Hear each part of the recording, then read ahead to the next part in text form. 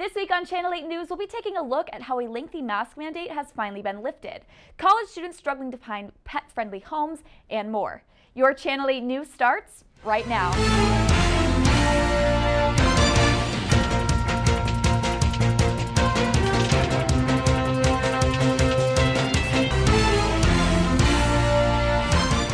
Thanks for tuning in to Channel 8 News. I'm Courtney Rowe.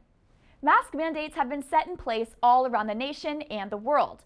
But over the past couple of months, cities like Maryville have been dropping these mandates as the next step to returning to our pre-COVID lives. Brad Pearson has more on the story, so let's send it over to him. Here at Northwest Missouri State, students and faculty are required to wear a face mask in and outdoors when they cannot maintain a distance of 6 feet or less. However, as of March 23rd of this year, Maryville City Council has lifted the mask mandate. So technically, I don't need to wear a mask in Maryville. The mask mandate put in place was extended 3 times, the last time in late January, with the extension pushing the mandate to expire on April 30th. However, with the latest extension being cut short a little over a month of its planned expiration, many students are wondering why exactly the mandate was terminated so early. Well, I've from working as a pizza delivery guy, you see people not wearing a mask or using any excuse not to wear a mask. So it probably is like one of those, if people are not doing it anyway, you might as well do away with it, or we get a lot of complaints about it, you might as well do away with it. I think that the whole concept of mask has been really unfortunately politicized when it's really common sense and science. And I think people are frustrated with it because they associate it with something that it's not associated with. They associate it with one side of the political aisle, and it's really just something we need to be doing. Following the announcement of the mask mandate rescinding, Northwest sent out a university-wide email stating that all COVID-19 mitigation measures, including wearing face coverings and social distancing, would stay in place until further notice. So I asked some students how they thought this was going to affect the upcoming 2021 fall semester at Northwest. I believe it'll probably be more cases popping up, but a lot of people are getting vaccinated, so which is a positive side of anything. So probably more cases in the future. I hope that they're able to keep, I've been volunteering at the mass vaccination clinics at the Hughes Fieldhouse. I hope that those are able to outpace the lack of a mask mandate and keep the cases down, but only time will tell. Now the city of Maryville, as well as Northwest Missouri State, still encourage the citizens of Maryville to stay diligent and practice COVID safety measures. With that being said, many people begin to wonder when Northwest Missouri State will drop their mask mandate and return to a back-to-normal semester. For future updates, catch KNWT Channel 8 News for the stories that matter to you. Back to you, Courtney. Thanks, Brad.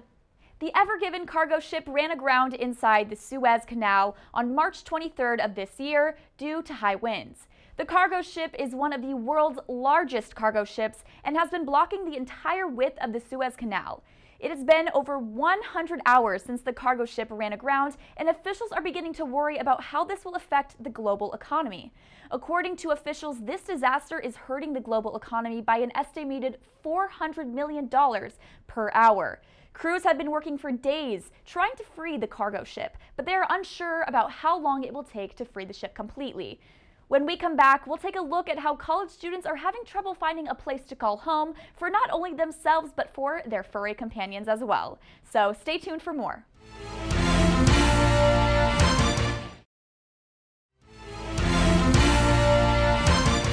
Welcome back to Channel 8 News. I'm Courtney Rowe. House hunting is almost an impossible mission, especially for college students who are pet owners. Calissa Schaefer went around the city of Maryville to interview college students who have struggled to find a place to call home.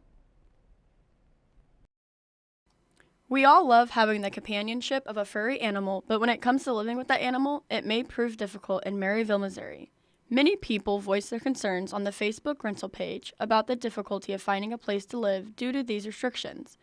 I asked a couple of students on how this has affected them, and this is what they had to say. It's actually almost impossible. We talked to 3 or 4 different landlords before we found the place that we're about to move into, and none of them allowed pit bulls to aggressive dogs. So huskies, pit bulls, German shepherds, yeah, no to all of that. Well, I have depression and anxiety, and I have a lot of stints in my life. I've never had a very consistent like consistent things and people around in my life, and so having a pet to me is like one constant that I can rely on. You know, like when I come home, I'm always gonna have that pet there, that like comfort, that consistent comfort. Along with hearing their thoughts, I found some facts from an article called 6 Reasons to Allow or Not Allow Pets. This article is written by the American Apartment Owners Association and gives a better insight from a landlord's perspective. I can understand landlords not wanting the damage to their property that pets can bring along and the extra fines that it may take to repair any of those damages. So I do respect that. But I also think, especially in a college town, you know, these are kids going through the hardest part of their life. They're going through a lot of stress. They have just left their family for the first time in their lives. You know, they're just trying to figure stuff out, and having a pet is a really good way to help with your mental health. I mean, there's so many studies that prove that having an animal and caring for a pet is really beneficial to your mental health, and so I think it should be more widely accepted to live with a pet. That landlords take advantage of the fact that you have a pet and they know you're not going to be able to or be willing to live without that pet, so they'll give you fines, monthly fines. So there'll be, like, let's say a $200 pet deposit for any damage that pet does while they're there, but they'll also charge you, you know, $20, $50 plus a month for that pet. Landlords have to protect their properties as well, you know, like they don't want anything getting damaged or, you know, carpet torn up, anything like that. So like I kind of get that, and also if you're like, if you own like an apartment, it kind of makes more sense too, which. Overall, college students, much like these two, have a closer relationship with their animals than most realize. According to these interviews, an animal is much more than the label. Finally, I would like to congratulate our men's basketball team here at Northwest Missouri State for their national championship win on March 27th. The Union Station in Kansas City even honored our Bearcats by lighting it up green. That is all the time we have for Channel 8 News. Be sure to tune in every Monday through Thursday at 6:15 p.m. right here on KNWT Channel 8. Or you can find us on our YouTube page at KNWT TV. From all of us here at Channel 8 News, I'm Courtney Rowe, and have a great night.